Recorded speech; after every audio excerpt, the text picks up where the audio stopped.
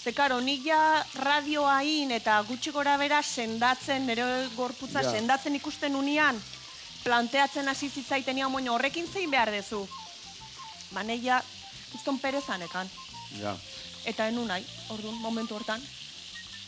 Hasieran hasi nintzen protesi esterno bat erabiltzen.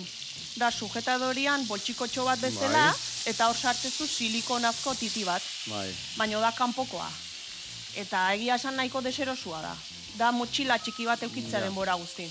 Eta hasieran erabiltzen nun, ze lotxa emate ziten. Lotxa emate ziten. Baina azkenen komodidadeak irabezizun.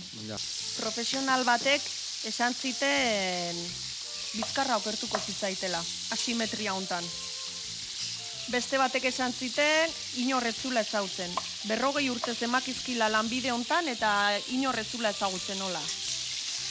Eta nik bakarrik nahi nun, gaur egun gainea sare sozialak dauzkau, jende berria ezagutu ezakeu, ez hemengoa bakarrik, kanpokoa ere bai, Bartzelonakoa, eta horra zunitzan pixkat. Zure bide berdina topatu zutela, ez da? Bai, eta horta heldu nintzen.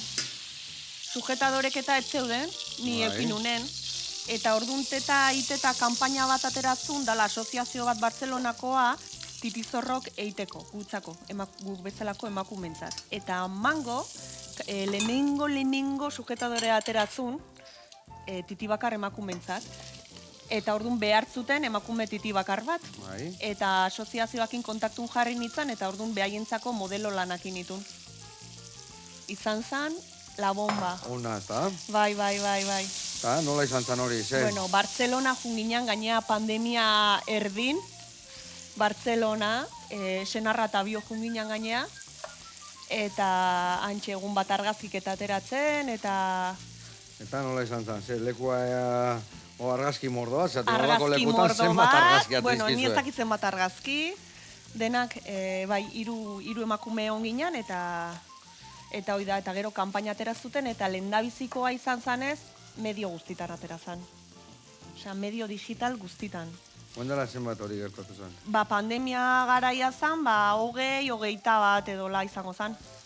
Hortik aurre egin dezu besten bat, modelo lanikan?